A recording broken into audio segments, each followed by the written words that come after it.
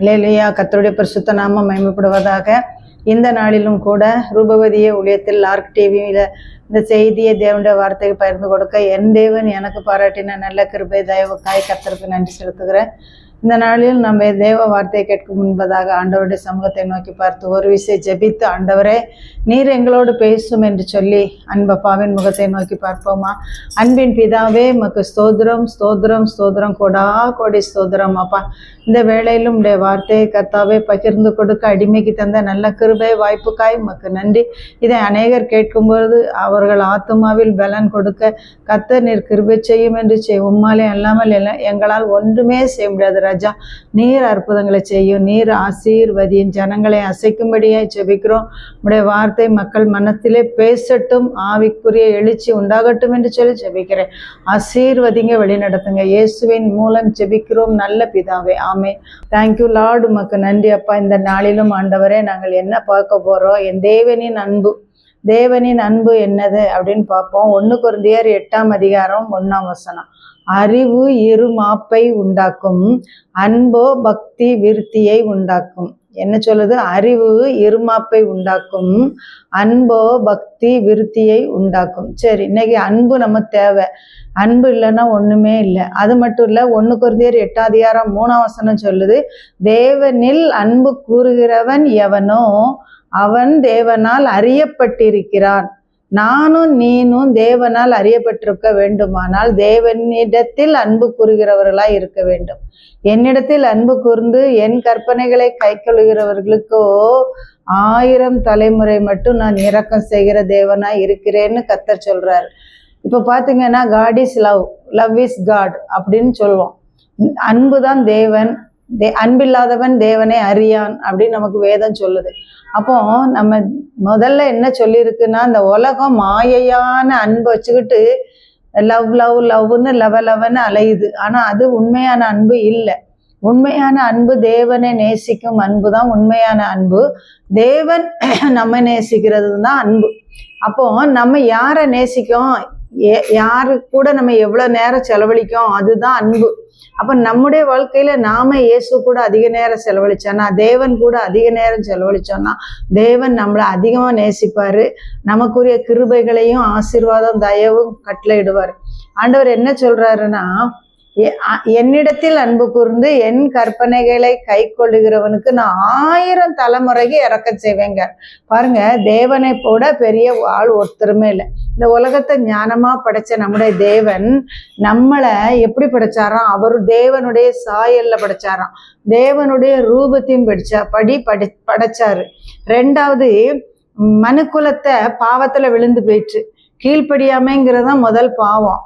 அது பாவம் மாதிரி தெரியாம இருந்தாலும் அது ஒரு பாவம் தான். ஆதாம் ஏவாள் கீழ்ப்படியாததுனால உலகம் எதுக்குள்ளாயிற்று? ஆதாம் ஏவாள் மூலம் உலகம் பாவத்துக்குள்ளாயிற்று. அந்த பாவத்துல இருந்து மீட்க என்ன செஞ்சாரு ஆண்டவர்னா, என்னுடைய சாயலின்படி சிருஷ்டிக்கப்பட்ட மனுக்குலம் நரகத்துக்கு, ஆத்துமா அறிவில்லாமல் இருப்பது நல்லதல்ல, கால் துரிதமானவன் தப்பி நடக்கிறான். அப்போ இவன் ஆத்துமா அறிவில்லாம செஞ்சிட்டு ஆத்துமா மரணம் அது ஆயிற்று. பாவம் செய்கிற எவனும் பாவத்தினால மரிச்சு போயிடுறான்ல. இப்ப பார்த்தோன்னு நீ அவன் ஆதாம் ஏவாள்கிட்ட தேவனாகிய கர்த்தர் சொன்னாரு, இதை புசிக்கும் நாளிலே சாகவே சாவீர்கள்னு சொன்னாரு. ஆனா பாக்குறதுக்கு அவங்க சாகாத மாதிரி இருந்துச்சு. ஆனா ஆத்துமாவில மரணம் வந்துட்டு. சரீரத்துலதான் வரல, ஆனா ஆத்துமா மரணம் ஆச்சு. ஆத்துமா மரணம் அடைஞ்சதுனால தேவனை பார்க்க முடியல, தேவனோடு முகமுகமா உறவாட முடியல. அப்போ பாவம் செய்யாத காலத்துல, அவங்க மகிமையோட இருந்த காலத்துல, யாரு? ஆதாம் ஏவாள் தேவனோடு சாயங்காலம் வந்து தோட்டத்துல உலாவிக்கிட்டு, இப்ப நம்ம ஃப்ரெண்ட்ஸ் எல்லாம் வாக்கிங் போற மாதிரி, அம்மா அப்பா கூட போற மாதிரி, இப்ப பிள்ளைகளுக்கெல்லாம் ஷாப்பிங் போவோம்னா அவ்வளோ சந்தோஷம். அப்புறம் வாக்கிங் போவோம்னா அதோட சந்தோஷம். அப்பா அம்மா கூட போற, கையை பிடிச்சிக்கிட்டு குதிச்சுட்டு விளையாடிட்டு, சின்ன பிள்ளைகள்லாம் பார்த்தீங்கன்னா என்ன சந்தோஷமா போகும். அதே மாதிரிதான் தேவனோடு இவங்க உலாவிட்டு இருந்தாங்க. எங்க? ஏதேன் தோட்டத்துல. அதே மாதிரி இன்னைக்கும் பாருங்க, குடும்பமா பார்க்ல சுத்த போனா அவங்க தனி மகிழ்ச்சி முகத்துல காணப்படும். அப்படி இருந்தாங்க. ஆனா பாவம் செஞ்ச போது அந்த மகிழ்ச்சியெல்லாம் போயிட்டு. அப்போ 2வது என்ன செஞ்சாரு கர்த்தர்? நம்முடைய ரூபத்தின்படி நம்முடைய சாயலின்படி சிருஷ்டிக்கப்பட்ட மனுக்குலம் மகிமை இழந்துட்டானே, அப்ப ஜீவனை இழந்துட்டானே அப்படின்னு சொல்லி யோவான் 3:16 தேவன் தம்முடைய குமாரனை உலகத்துக்கு ரட்சிக்க மீட்க அனுப்பி விட்டார். தேவன் தம்முடைய ஒரே பேரான குமாரனை விசுவாசிக்கிறவன் எவனோ அவன் கெட்டு போகாமல் நித்திய ஜீவனை பெற்றுக்கொள்ளும்படிக்கு அவரை தந்தருளி இவ்வளவாய் உலகத்தில் அன்பு கூர்ந்தார். அன்பு கூர்ந்ததனாலதான் அவர் சிலுவையில தன்னை அர்ப்பணித்து ஒப்பு கொடுத்து மீட்பு நமக்கு உண்டாக்கி தந்தார். சரியா? ஆண்டவர் சொல்றார், அன்புலே உயர்ந்த அன்பு என்னது? தன் சிநேகிதனுக்காக ஜீவனை கொடுக்கிற அன்புகளுக்கும் பெரிய அன்பு ஒன்றும் இல்லை. ஆண்டவர் எதுக்கு வந்தாரு? என்னுடைய ஆடுகளுக்காக நான் ஜீவனை கொடுக்க வந்தேன்னு சொல்றாரு. அப்போ அன்புலே பெரிய அன்பு ஜீவனை கொடுக்கிற அன்பு தான். இந்த அன்பை நமக்கு தந்தது யாரு? தேவன். தேவன் எப்படி தந்தாரு? அவருடைய குமாரனாகிய இயேசுவை உலகத்துக்கு அனுப்பி இந்த ஜனத்தை என்னை நோக்கி பார்க்கிறவன் பிழைப்பான் அப்படிங்கிற மாதிரி சிலுவையில உயர்த்தப்பட்ட இயேசுவை நோக்கி பார்க்கிற நாம பிழைக்கப்படுவோம். அங்க மோசேவுடைய காலத்துல எகிப்தில இருந்து விடுதலையாகி வந்த ஜனங்கள் வழியில முறுமுறுத்து தேவனுக்கு விரோதமா பாவம் செஞ்சு சர்ப்பம் கடிச்சு செத்து போயிட்டான். உடனே ஒரு வெங்கல சர்ப்பத்தை எடுத்து கோல்ல உயர்த்தி வச்சுட்டு சர்ப்பத்தை பார்க்கிறவன் பிழைப்பான். சர்ப்பம் கடிச்சிட்டா நீ வெண்கல சர்ப்பத்தை நோக்கி பார்த்து பிழைச்சிக்கேன்னு. அதே மாதிரி பாவத்தினால கடிக்கப்பட்ட நாம மீட்கப்பட சிலுவையில தூக்கப்பட்ட இயேசுவை நோக்கி பார்த்து பிழைக்கிறோம். அதேதான் அன்பு. அன்புன்னு தேவன் சொல்றாரு, அன்பு கூறுகிறவன் என் கட்டளைக்கு என் கற்பனைக்கு என்ன செய்வான்? கீழ்ப்படிவான். அன்பு கூறுகிறவன் உண்மையாவே ஆண்டவருடைய கட்டளைக்கும் கற்பனைக்கும் கீழ்ப்படிஞ்சா நமக்கு என்னென்ன ஆசீர்வாதங்கள்னா, ஆண்டவரே சொல்றாரு, முதலாவது தேவனிடத்துல நம்ம எப்படி முழு இருதயத்தோடும் முழு ஆத்துமாவோடும் முழு பலத்தோடும் அன்பு கூறுவாயாக. நம்ம அன்பு கூறணும். அப்போ முழு ஆத்துமா முழு பலன் முழு இதாதோட அப்படி சொல்லும்போது கர்த்தர் சொல்றாரு, என்னிடத்தில் அன்பு, யோவான் எழுதின சுவிசேஷத்துல பாத்தீங்கன்னா, என்னிடத்தில் அன்பு கூறுகிறவன் என் கற்பனைகளை கை கொள்ளுவான் என்று சொல்றார். உபாகமா 6:1 சொல்றாரு, என் கற்பனைகளையும் என் கட்டளைகளையும் கை கொள்ளுவதனால் என்னிடத்தில் நீங்கள் அன்பு கூர்ந்து தமது கற்பனை கை கொள்ளுகிறவர்களுக்கு தான் தயவையும் உடன்படிக்கையும் காக்கிற உண்மையுள்ள தேவன் நினைப்பூட்டுகிறாராம். அவருக்கு பயப்படும்படி நாம என்ன செய்யணும்னா, அவருடைய கட்டளைகளை கை கொள்ள கடவாய். உனக்கு நன்மை உண்டாயிருக்கவும் உன் வாழ்நாள் நீடித்திருப்பதற்கும் என்ன செய்யணும்? தகப்பனையும் தாயும் கனம் பண்ணணும். கீழ்ப்படிந்தால் ஆசீர்வாதம். சரியா? அவரை நேசித்து சேவித்து பற்றி கொள்வீர்களாகன்னு சொல்றாரு. நீ உன் தேவனாகிய கர்த்தரிடத்தில் முழு இதயத்தோடு முழு ஆத்மாவோடும் திரும்பும் பொழுது கர்த்தர் உன் பிதாக்கள் மேல் சந்தோஷமாய் இருந்தது போல உன்மேலும் உனக்கு நன்மை உண்டாக திரும்பவும் சந்தோஷமாய் இருப்பார். மணவாளன் மணவாட்டியின் மேல் சந்தோஷமா இருக்கிறது போல, மகிழ்ச்சியா இருக்கிறது போல கர்த்தர் உன்மேல் மகிழ்ச்சியா இருப்பாராம். நாம ஆண்டவர் மேல மகிழ்ச்சியா இருந்தா அவரும் நம்ம மேல. அதுதான் உண்மை. தத்துவமே அதான். நீ அன்பு செலுத்துற, உனக்கு அன்பு செலுத்தப்படும். ஒரு வெற்றிடம் இருக்குன்னா அதை காற்று நிரப்பிடும். அது மாதிரி நாம ஆண்டவர்கிட்ட போய் அன்பு செலுத்தினோன்னா அவருடைய அன்பு நமக்கு வந்துடும். எல்லாம் அதுதான் சத்தியம். அதே மாதிரி யோசுவால 23:1 சொல்லுது, உன் தேவனாகிய கர்த்தரில் அன்பு கூறும்படிக்கு உங்கள் ஆத்மாவை குறித்து மிகவும் எச்சரிக்கையா இருங்க. அதுக்கு தான் சொல்றாரு, முழு இருதயத்தோட ஆத்மாவோடும் முழு பலத்தோடும். ஆத்மாவுலையும் நம்ம ஆண்டவருக்கு அன்பு செலுத்தணும். கர்த்தாவே, உம்மில் அன்பு கூறுகிறவர்கள் வல்லமையோடு உதிக்கிற சூரியனை போல இருக்க கடவர்கள். உம்மில் அன்பு கூர்ந்து உம்முடைய கற்பனைகளை கை கொள்ளுகிறவர்களுக்கு உடன்படிக்கை கிருபை காக்கிற மகத்துவமும் பயங்கரமுமான தேவன். அவர் நம்ம அன்பு கூர்ந்தோம்னா உடன்படிக்கை காக்கிறார். கர்த்தர் சமூகத்தில் தயையும் பட்சமும் உனக்கு கிடைத்தால் ராஜா உன் மீது ராஜ கிரீடத்தை வைத்து பட்டத்து ராணியாக்குவார். உண்மையாய் நீ கர்த்தரிடத்தில் அன்பு கூர்ந்தா உன்னை தற்காத்து இடும்பு செய்கிறவனுக்கு பூரணமாய் பதிலளிப்பார்னு வேதம் சொல்லுது. அப்ப நம்ம பொய் மாய்மாலெல்லாம் நம்மகிட்ட என்ன தூரப்படுத்திடணும். உண்மையான கொஞ்சத்துல உண்மையா இருந்தா அநேகத்துக்கு அதிபதியாக்குவேன்னு ஆண்டவர் சொல்ற. ஏமாத்துற வேலை கர்த்தர்கிட்ட செல்லாது. இடும்பு செய்கிறவனுக்கு அவர் பூரணமாய். அடுத்தது பார்த்து, கர்த்தரிடத்துல அன்பு கூறுறவன் என்ன செய்வானா, ஒண்ணு தீமையை வெறுப்பான். நல்லா ஞாபகம் வச்சுக்கிடுங்க. நாம தீமையான காரியத்தை செய்கிறோமா, தீமையான காரியத்தை வெறுக்கிறோமான்னு கொஞ்சம் பார்த்துக்கிடுங்க. கர்த்தரிடத்தில் அன்பு கூறுகிறேன் என்று சொல்லுகிறவன் முதலாவது தீமையை வெறுப்பான். இரண்டாவது கட்டளைகளையும் கற்பனைகளை நேசித்து மதித்து பின்பற்றுவான். மூணாவது அன்பு கூறுகிறவன் தேவன் நம்மை சிட்சிப்பார். தகப்பனை போல தேவன் தம் நேசிக்கிற பிள்ளைகளை, தகப்பன் நேசிக்கிற பிள்ளைகளை சிட்சிக்கிறது போல கர்த்தரும் தம்மை நேசிக்கிற பிள்ளைகளை சிட்சிக்கிறார். அப்ப சிட்சி என்ன? சின்ன சின்ன சிட்சைகளை கொடுத்து அவர் தம்மை நேசிக்கிறார். தகப்பன் நேசியாத புத்திரன் உண்டோ? தகப்பன் போல, தாய் அன்பை போல, தகப்பன்பை போல வேற அன்பு கிடையாதுன்னா தேவன் அப்படி நேசிக்கிறார்.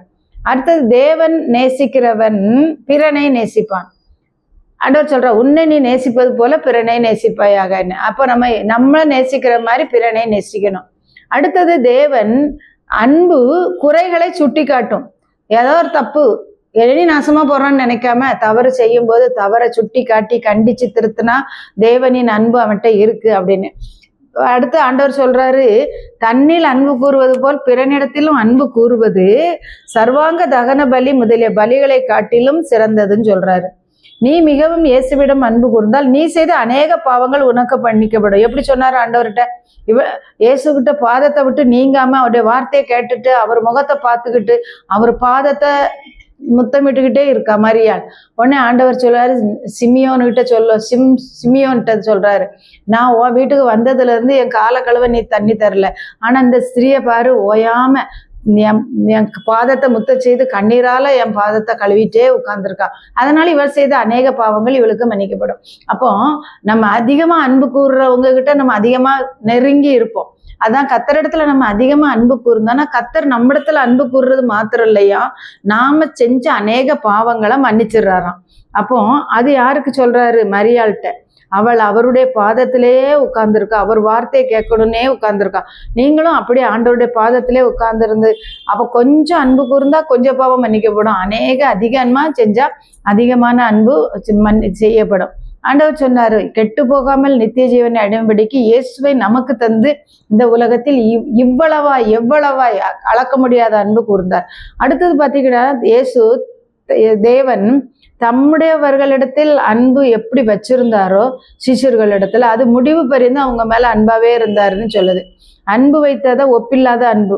இந்த ஒரு பாட்டு உண்டு, இயேசுவின் அன்பு அது ஒப்பில்லாத அன்பு, புறம்பே தள்ளாத பூரண அன்பு, ஆழமான ஆழியிலும் ஆழமான அன்பு, மலைகளிலும் உயரமான மலைகளிலும் உயரமான அன்பு, அளவிட முடியாத அற்புத அன்பு, இயேசுவின் அன்பு அது ஒப்பில்லாத அன்பு.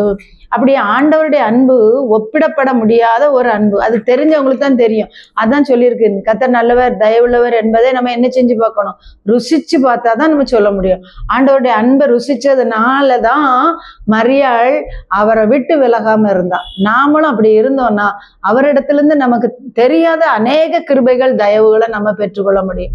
அது உயரமான மலைகளிலே உயரமான அன்பு, ஆழமான ஆழியிலும் ஆழமான அன்பு. அன்புல ஆழமான அன்பு இயேசுவின் அன்பு, உயரமான அன்பு இயேசுவின் அன்பு. அவருடைய அன்புக்கு ஈடு இணையே கிடையாது.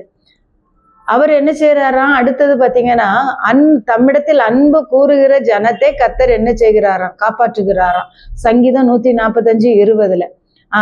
அடுத்தது, தேவனிடத்தில் ரோமர் 8:28 பாத்தீங்கன்னா, தேவனிடத்தில் அன்பு கூறுகிறவர்களுக்கு சகலமும் நன்மைக்கு எதுவா நடக்கும். நம்ம வாழ்க்கையில என்ன நடந்தாலும் அவர் அனுமதி இல்லாமே நடக்காது, அது நன்மையாதான் நடத்தி தருவாராம். அதனால கர்த்தரிடத்தில் அன்பு கூறுறவங்களுக்கு எல்லாத்துலயும் ஜெயம் கொள்றவங்களா நாம இருப்போம். ஆனா ரோமர் 12:9 சொல்றாரு, உங்கள் அன்பு கள்ளம் கபடற்றதாய் மாயமற்றதாய் மாசற்றதாய் இருப்பதாக. அடுத்தது, ஒருவரிடத்தில் ஒருவர் அன்பு கூறுகிற கடனே அல்லாமல் வேற ஒண்ணுலயும் நம்ம கடன் விடக்கூடாதான். அப்போ ஒருத்தர் நம்ம உண்மையான அன்போட அதிகமா நேசிக்க கற்றுக்கிடணும். வஞ்சகமா திருட்டுத்தனமா பொய்யான அன்புகளை நம்ம என்ன செய்யக்கூடாது? அது கர்த்தர் பார்த்துக்கிட்டு இருக்காரு. இருதயத்தின் நினைவுகளின் தோற்றங்களே அறிகிறார். வஞ்சகமா பழகுறோமா ஒழுங்கான அன்போட பழகுறோமாங்கிறது கர்த்தருக்கு தான் தெரியும். அடுத்தது பாத்தீங்கன்னா, பிறனிடத்தில் அன்பு கூறுகிறவன் எதை நிறைவேற்றுகிறானா? நியாயப்பிரமாண நீதிகளை நிறைவேற்றுறானா. அன்பு பிறனுக்கு பொல்லாங்கு செய்யாது. அன்பு நியாய பிரமாணத்தை நிறைவேறுதல் அப்படின்னு சொல்லி வேதம் சொல்லுது. 1 கொரிந்தியர் 2:9 எழுதியிருக்கிறபடி தேவன் தம்மிடத்தில் அன்பு கூறுகிறவர்களுக்கு ஆயத்தம் பண்ணி இருக்கிறவைகளை கண் காணவும் இல்லை, காது கேட்கவும் இல்லையாம். அப்ப காதுகளால அந்த மகிமையும் கேட்கல, கண்ணு பார்க்கல. யாருக்கு? கர்த்தரிடத்துல அன்பு கூறுகிறவர்களுக்கு தாம் ஆயத்தம் பண்ணி வச்சிருக்கிற ஆசீர்வாதங்கள், மகிமை, சொத்து ஏகப்பட்டது சேர்த்து வச்சிருக்காரு. அதை யாரும் எழுதியிருக்கு, அது எதெல்லாம் இருக்குன்னு. அப்போ தேவனிடத்தில் அன்பு கூறுகிறவன் எவனோ அவன் தேவனால் அறியப்பட்டிருக்கிறான். அதனால நம்ம கண்ணும் காணல, காதும் கேட்கல, இருதயத்திலையும் தோன்றலை, அவ்வளோ ஆசீர்வாதத்தை கர்த்தர் நமக்கு வச்சிருக்காரு. அதை நமக்கு வேணுமா வேண்டாமா? அதை நம்ம நாடணும், வாஞ்சிக்கணும், தேடணும், பெற்றுக்கொள்ளணும்னு நினைக்கணும். அப்ப நம்ம பெற்றுக்கொள்ளலாம். வாஞ்ச இல்லாத, கர்த்தருடைய காரியத்துல விருப்பம் இல்லாம அவர் எதையும் கொண்டு தரமாட்டார். ஆண்டவர்கிட்ட நீ வாஞ்சியா கேளு. ஆண்டவரே கற்பகனி இல்லாதவங்க சொல்றாங்க, என்ன நினைத்தருளும் ஆண்டவரேன்னு கேட்காங்களா? கர்த்தர் கொடுக்காரு. நினைத்தருளி அவளுக்கு அன்பிலே கொடுத்தாருன்னு. அப்படி நம்ம என்ன கேட்டாலும் அவர் நமக்கு நினைத்த அருளனாதான் நமக்கு கிடைக்கும். அடுத்தது பாத்தீங்கன்னா 1 கொரிந்தியர் 13 அதிகாரத்துல போட்டிருக்கு. அது அன்பை பற்றி எழுதப்பட்ட ஒரு அதிகாரம். 2ஆம் வசனம், அன்பு எனக்கு இராவிட்டால் நான் ஒன்றுமில்லை. 3ஆம் வசனத்துல போட்டிருக்கு, அன்பு எனக்கு இராவிட்டால் எனக்கு பிரயோஜனம் ஒன்றுமில்லை. முதல்ல அன்பு இயேசு மேல வைக்கணும், 2வது பிறர் மேல வைக்கணும். உலகத்தின் காரியத்துல இல்லாம உன்னதத்தின் காரியத்துல, மேன்மையான பரலோக ராஜ்யத்தின் காரியத்துல நம்ம அன்பு வச்சோம்னா நம்ம அதை பெற்றுக்கொள்வோம். அந்த ஆசீர்வாதம் நமக்கு நிறைவாய் கிடைக்கும். 4வது வசனம், அன்பு நீடிய சாந்தமும் தயவும் உள்ளது, அன்புக்கு பொறாமை இல்லை, அன்பு தன்னை புகழாது, இருமாப்பா இராது, அயக்கியமானதை செய்யாது, தற்பொழிவை நாடாது, சினமடையாது, தீங்கு நினையாது, அநியாயத்தில் சந்தோஷப்படாமல் சத்தியத்தில் சந்தோஷப்படும். சரியா? இப்படி அன்பு சகலத்தையும் தாங்கும், சகலத்தையும் விசுவாசிக்கும், சகலத்தையும் நம்பும், சகலத்தையும் சகிக்கும். அன்பு ஒரு காலம் ஒழியாது. தீர்க்க தரிசனனாலும் ஒழிஞ்சிரும், அந்நிய பாஷைகள்னாலும் ஒழிஞ்சிரும், அறிவுனாலும் ஒழிஞ்சிரும். நம்முடைய அறிவும் குறை உள்ளது. ஆனா நாம் தீர்க்க தரிசனம் உரைத்தலும் அது குறை உள்ளதுதான். ஆனா நிறைவானவர் வரும்போது குறைவானது எல்லாம் ஒழிந்து போயிடும். நிறைவானவர் யாரு? அவர் தான் இயேசு. இயேசு நம்ம வாழ்க்கையில நம்ம மத்தியில நம்ம கூட இருக்க விரும்புகிறவர். அவர் என்ன செய்வார் தெரியுமா? இயேசு சகலத்தையும் ஜெயமாய், நன்றாய், நேர்த்தியாய், அழகாய், அருமையாய் செய்து முடிப்பார். சங்கீதத்துல பாத்தீங்கன்னா, கர்த்தர் எனக்காய் யாவையும் செய்து முடிப்பார் இல்ல, எல்லாத்தையும் ஜெயமாய் செய்து தருவார். இப்பொழுதும் விசுவாசம், நம்பிக்கை, அன்பு, இம்மூன்று நிலைத்திருக்கிறது. இவைகளில் அன்பே பெரியது. அன்புதான் சகலத்தையும் செய்யும். அன்பை நாடுங்கள். ஆவியின் கனியில முதல்ல போட்டதே அன்பு. அன்பு, சந்தோஷம், சமாதானம், நீடிய பொறுமை, தயவு, நற்குணம், விசுவாசம், சாந்தம், இச்சையடக்கம், இப்படிப்பட்டவைகளுக்கு பிரமாணம், இப்படிப்பட்டவைகளுக்கு விரோதமான பிரமாணம் ஒன்றுமில்லை. அடுத்தது பாத்தீங்கன்னா, எபேசியர் 1:4 தமக்கு முன்பாக நாம் அன்பில் பரிசுத்தம் உள்ளவர்களும் குற்றமில்லாதவர்களுமாய் இருப்பதற்கு அவர் உலக தோற்றத்திற்கு முன்னமே கிறிஸ்துவுக்குள் நம்மை தெரிந்து கொண்டபடியே நம்மை தமக்கு சுவிகார புத்திரராகும்படி முன்குறித்திருக்கிறார். நாம அவருடைய பிள்ளைகள் ஆகும்படி உலக தோற்றத்துக்கு முந்தைய, அதுதான் உண்மை. அது நிறைய பேருக்கு தெரியாது. நம்ம அம்மா வயிற்றுல உருவான பறவா வசந்தரால கர்த்தர் தெரிந்து கொண்டாருன்னா இல்லவே இல்லை. அது ஆதி காலத்திலே என்ன குறித்து எழுதப்பட்டது, இயேசுவை குறித்து எழுதப்பட்டிருந்துச்சு. அவர் சொல்றாரு, மனுஷகுமாரனை குறித்து எழுதப்பட்டபடியே போகிறார். ஆகிலும் அவன் காட்டி கொடுக்கானோ அவனுக்கு ஐயோ, எனக்கு முன்னமே நடக்கும் இதுன்னு எழுதிட்டாரு. அதுதான் நம்முடைய வாழ்க்கையில இயேசுவுக்கு என்ன எழுதப்பட்டுச்சோ அதுதான். நம்மளை எப்படி நியமிச்சிருக்காரா? உலக தோற்றத்துக்கு முன்னே நம்மளை புத்திர சுவீகாரமா எடுத்துதான் அவருக்கு பிள்ளைகள்னு வச்சிருக்கிறாரே தவிர இன்னைக்கு நேத்து வைக்கல, 2000 வைக்கல, 2020 வைக்கல. அப்ப நம்ம உலக தோற்றத்திற்கும் முன்னமே, உலகமே உண்டாகிறதுக்கு முந்தையே நம்மளை குறித்து அவர் தீர்மானித்தபடிதான் நடத்திட்டு வர்றார். தெரிந்து கொண்ட கிறிஸ்துவுக்குள் நம்மை தெரிந்து கொண்டபடியே நம்மை புத்திரராய் நம்ம என்ன செஞ்சுக்கிறார்? முன்குறித்திருக்கிறார். தேவனோ இரக்கத்தில் ஐஸ்வர்யம் உள்ளவராய் நம்மில் அன்பு கூர்ந்த தம்முடைய மிகுந்த அன்பினாலே அக்கிரமங்களில் மரித்தவர்களாய் இருந்த நம்மை கிறிஸ்துவுடனே கூட உயிர்ப்பித்து ஆவியினாலே தேவனுடைய உன்னதங்களில் நாம் இருக்கும்படி நமக்கு என்ன செஞ்சிருக்கிறாராம்? கிருபை பாராட்டியிருக்கிறார். கிருபையினாலே விசுவாசத்தை கொண்டு ரட்சிக்கப்பட்டோம். இது தேவனால் நமக்கு உண்டான ஈவு. ஒருவரும் மாம்சமான எவனும் தேவனுக்கு முன்பாக பெருமை பாராட்டாதபடிக்கு இது தேவனால் உண்டான கிருபையின் ஈவு. சரியா? நாம் தேவனுடைய பிள்ளைகள்னு அழைக்கப்படுவதனாலே பிதாவானவர் நமக்கு பாராட்டின அன்பு எவ்வளவு பெரிதென்று பாருங்கள். நாமும் ஒருவரில் ஒருவர் அன்பாயிருக்க வேண்டும் என்று அவருடைய கற்பனை கூறுகிறது. தேவனுடைய அன்பு தேவனால் உண்டாயிருக்கிறது. அன்புள்ள எவனும் தேவனால் பிறந்து அவரை அறிந்திருக்கிறான். அவர் முந்தி நம்மிடத்தில் அன்பு கூர்ந்தபடியே நாமும் அவரில் அன்பு கூற கடனாளிகளாய் இருக்கிறோம். கர்த்தர் நல்லவர், அவர் கிருபை என்றும் உள்ளது. அவருடைய தயவு நீடிய வாழ்வு. அவருடைய கிருபை நம்மளுக்கு தலைமுறையாச்சோ, எத்தனை தலைமுறைக்கு? 1000 தலைமுறைக்கு அவர் இரக்கத்தை கிருபையை நமக்கு கட்டளையிடுகிற தேவன். அன்பு கூறுகிற கடனே அல்லாமல் வேற ஒண்ணுலையும் கடன் படக்கூடாது. அன்பு கூறுகிற கடனே நம்ம அதிகமா அன்பு செலுத்தணும். ஒருவரில் ஒருவர் அன்புள்ளவர்களா இருங்க. உங்கள் அன்பு மாயமற்றதா இருக்காது. வஞ்சகமான உறவு நம்மகிட்ட என்ன செய்யக்கூடாது, இருக்கக்கூடாது. உலகமும் இன்னைக்கு அதை தான் சொல்லுது. யாரிடத்துலயும் நம்ம கள்ள உறவு வைக்கக்கூடவே கூடாது. எல்லாருடைய உள்ளமும் ஆண்டவருக்கு முன்பாக வெட்ட வெளிச்சம் பட்ட பகலா இருக்கு. அதனால யாரை ஏமாத்திடலாம், கர்த்தரை என்ன செய்ய முடியாது, ஏமாத்த முடியாது. ஆண்டவரே, நீர் எனக்கு கற்றுத்தாரோம். நீர் நல்ல போதகரப்பா, நீர் அன்பின் சொருபி, நீர் அன்பின் ஊற்று. உம்முடைய அன்பை எனக்கு தாரும், எனக்கு கற்றுத்தாரும். எங்க படிக்கணும், இயேசுவிடத்துல படிக்கணும். அவர் தான் நல்ல போதகர். நமக்கு எல்லா ஞானத்தை, பொல்லாத உலகத்துல வாழ்றோம். அவருடைய ஞானம் இல்லைன்னா, அவருடைய அறிவு இல்லைன்னா, அவருடைய ஞானத்தினாலதான் நம்ம ஜெயிக்க முடியும். அவருடைய அன்பினால நம்ம வேரூன்றி கட்டப்படணும். கர்த்தர் நம்மை ஆசீர்வதிக்கும்படியாய் ஒரு விஷயம் இந்த நேரத்திலும், ஆண்டவரே, இந்த வார்த்தைகளை எங்களுக்கு தந்தீரப்பா, அன்பை தந்தீரப்பா, அன்பை பற்றி கற்றுக்கொள்ள சொன்னீர். ஆண்டவரே, நீர் உடைய சீடன் யோவான்கிடத்துல எப்படி அன்பு வைத்தீரோ அதே போல நாங்களும் அனைவரிடத்திலும் அன்பு கூற எங்களுக்கு கற்றுத்தாரும். மாயமற்ற அன்போடு இருக்க எங்களுக்கு கிருபை தாரும். தாய் தகப்பனை நேசிக்க, உடன் பிறந்தவர்களை நேசிக்க எங்களுக்கு கிருபை தாரும், பலப்படுத்தும் என்று சொல்லி ஒரு விஷயம், அன்பு ஆண்டவரே உமக்கு பிரியமாய் வாழ எங்களுக்கு கற்றுத்தார். இந்த இயேசு சுவாமி தம்முடைய சீஷர்களிடத்துல எப்படி அன்பு வச்சிருந்தாரோ முடிவு பரியந்தம் அவர்களிடத்துல பரிபூர்ணமான நல்ல அன்பு தான் வச்சிருந்தாரு, மாசற்ற அன்பு தான் வச்சிருந்தாரு.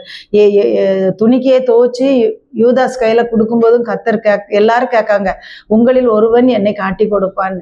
அப்போ ஆண்டவர் சொன்ன உடனே எல்லாரும், ஆண்டவரே, நானோன்னு, ஆமா நீதான் அப்படின்னு சொல்றாரு. ஆனாலும் அவனுக்குடைய இருதயத்துல உணர்வும் வரல. அந்த அன்பு மாயமற்ற அன்பா அவங்கிட்ட இல்லை. யார்கிட்ட இல்லை? இயேசுகிட்ட நல்ல அன்பு இருக்கு, ஆனா யூதாஸ்கிட்ட கள்ள அன்பு தான் இருக்கு. அவன் போய் காசுக்காக பிரதான ஆசாரியர்கிட்ட போய், நான் இயேசுவை உங்களுக்கு காட்டி தாரேன். அவன் என்ன நினைச்சான், நம்ம காட்டி கொடுத்தாலும் இவர் தப்பிச்சிருவாரு, நம்ம அவரு கூட இருக்கலாம் அப்படின்னு நினைச்சான். பாருங்க, மனுஷன் இன்னைக்கும் அப்படி நிறைய பேர் இருக்காங்க. அவங்க ஆதாயத்துக்காக இருக்காங்க. இவனுக்கு தேவை 30 வெள்ளி காசு. இயேசுவ மகாராஜனை இழந்துட்டான். சொல்றான், நான் உங்களை அவரை நான் காட்டி தரேன், நீங்க அவளை பத்திரமா பிடிச்சிட்டு போங்க. இவர் பத்திரமா பிடிச்சிட்டு போய் சொல்லி ஆண்டவரை பத்தி சொல்லி கொடுக்கான். யார்கிட்ட? பிரதான ஆசாரியர்கிட்ட. ஆனா பிரதான ஆசாரியர்கள் என்ன செஞ்சுட்டு போயிட்டாங்க, அவங்கள நியாயஸ்தலத்துல கொண்டு போய் பரபாச விடுதலை, குற்றவாளிய இவர் இயேசு குற்றவாளிக்கு விடுதலை கொடுத்துட்டு இவரு நமக்காக அந்த பாவத்தை என்ன செஞ்சுக்கிட்டாரு, சிலுவையில ஏற்று மரித்து ஒரு பரபாசு மட்டும் இல்லை, இதே மாதிரி அநேக பரபாசுகளை அவர் மீட்க தம்முடைய அன்பினால என்ன செஞ்சாரு, ஜீவனை கொடுத்தார். இப்ப பாருங்க, யூதாசுகிட்ட கர்த்தர் முதல்ல எப்படி ஒரு ட்ரெஷரர் பதவி பணப்பைய வச்சிருந்தபடியினால அவன் அந்த 30 வெள்ளிக்காசை பிடிச்சு அதுல போட்டான். அதுக்கு பிறகு என்ன செய்யறான், டூ லேட், ஒரு பிரயோஜனம் இல்லை. டூ லேட்டா தான் உணர்றான், ஆகா இவரை கொல்ல திட்டம் பட்டுட்டாங்களே, இனிமே நம்ம நீதிபரரை, குற்றமில்லாத ரத்தத்தை நம்ம காட்டி கொடுத்துட்டோமே, மகா நீதிபரரை நான் காட்டி கொடுத்துட்டேனேன்னு அவன் மனசாட்சி அவனுக்குள்ளே பாதிச்சதுனால அந்த காசை எடுத்துட்டு போய் பிரதான ஆசாரியர்கிட்ட போய் சொல்றான், ஐயோ நான் குற்றமில்லாத ரத்தத்தை காட்டி கொடுத்துட்டேன், இந்த வெள்ளி காசு எனக்கு வேண்டாம் அப்படின்னு அவர்கிட்ட கொண்டு கொடுக்கான். அவங்க, எங்களுக்கு தெரியாது, அது உண்பாடு, எங்களுக்கு அதுக்கு சம்மந்தம் கிடையாது அப்படி. உன்னை அதை என்ன செய்யறான், அந்த தேவாலயத்துல போய் அந்த காசை வீசிட்டு, குற்றமில்லாத ரத்தம், அன்புன்னு ரத்தத்தை, அன்பான மனுஷனுடைய ரத்தத்தை நான் காட்டி கொடுத்துட்டேனே, இவருடைய ரத்த பலிக்கு நான் காரணமா ஆயிட்டனேன்னு ஒரு உணர்றான். ஆனா லேட்டா உணர்றான். அதை கொண்டு எரிஞ்சிட்டு தேவாலயத்துல எரிஞ்சு விட்டுட்டு எங்க போய் சாப்பிட்றான், மலையில உச்சில ஒரு மரத்துல. அந்த மரம் கூட இவனுக்கு நட்டாம நிக்க மாட்டேங்கி, அது காத்துல அடிச்சு தொங்குன மரம் ஒடிஞ்சி கீழே விழுந்து குடல் சரிந்து சாகுறான். பாருங்க அவருடைய நிலைமைய பாருங்க. உத்தம குமாரன் அவர் எப்படி வந்தாரு உலகத்துக்கு, பாவம் இல்லாதவர், பரிசுத்தாவியினால உருவான ஒரு தேவன். யாருக்காக வந்தான், பாவ மனுக்குலத்தை மீட்க. இப்பவும் பாருங்க, கடைசி வரைக்கும் அவன் ரட்சிப்பு அடையாம ஒரு மரத்துல தொங்கி குடல் சரிந்து விழுந்து செத்தான். அப்படிப்பட்ட நிலைமை நம்ம மனுஷர்கள் யாருக்குமே ஏற்படக்கூடாது. ஆண்டவரை நோக்கி பார்த்து, நீங்க டூ லேட்டா போகாதீங்க, கரெக்டான சமயத்துல ஆண்டவரை நோக்கி பார்த்து உங்க முகங்கள் பிரகாசம் அடையட்டும், உங்க ஆத்துமா வாழட்டும். ஆண்டவரே எனக்கு இறங்கும், நான் உம்முடைய வழியில நான் உறுதியா நிக்கணும் சுவாமி, நீர் எங்களுக்கு தந்த விலையேற பெற்ற மீட்பை நான் பெற்றுக்கொள்ளணும். யாருமே இதை அசால்ட்டா, அதாவது அலட்சியப்படுத்திடக்கூடாதுப்பா, எங்களுக்கு நீங்க இறங்குங்கப்பா, நீங்க உம்முடைய தயவை எங்களுக்கு பாராட்டுங்க, நாங்க உம்முடைய அன்பை ருசிக்கட்டும் ஆண்டவரே, உம்முடைய அன்புல நிலைநிற்கட்டும் ஐயா, உம்முடைய அன்புக்கு நாங்கள் சாட்சிகளை நிற்கட்டும் என்று சொல்லி ஆண்டவருடைய கரத்துல நம்மையும் நம்முடைய குடும்பத்தையும் நம்முடைய பிள்ளைகளையும் பிள்ளைகளையும் நம்முடைய உடன் பிறந்தவர்களையும் கர்த்தருடைய கரத்துல கொடுத்து ஜெபித்து, ஆண்டவரே நீர் அற்புதங்களை செய்யும், நாங்க பெற்றுக்கொள்ளட்டும் ஆண்டவரே, மரியாதை விட அதிகமான அன்பை நாங்களும் செலுத்த எங்களுக்கு கற்றுத்தாரு என்று சொல்லி ஜெபிப்போமா. அன்பின் ஆண்டவரை பார்ப்போமா. ஆண்டவரே சோதரம் ஆண்டவரே, உம்முடைய அன்பின் விலையேற பெற்ற மதிப்பை நாங்கள் உணராமல் அப்பா யூதாசை போல உணர்வற்றவர்களாய் டூ லேட்டா நாங்க உணராம ஆண்டவரே சரியான காலத்திலே உணர்ந்து ரட்சிப்பை பெற்றுக்கொள்ள, கிருபையின் காலத்திலே கிருபையின் கதவு அடைபடும் ஆண்டவரே உம்முடைய இரக்கத்தை பெற்றுக்கொள்ள எங்களுக்கும் ஆண்டவரே இந்த வார்த்தையை கேட்கிற ஒவ்வொருவருக்கும் உதவி செய்யும், வழி நடத்தும், ஆசீர்வதியும், வழி நடத்தும், பலப்படுத்தும். இயேசுவின் நாமத்தில் ஜெபிக்கிறோம் நல்ல பிதாவே. ஆமேன் ஆமேன். அல்லேலூயா.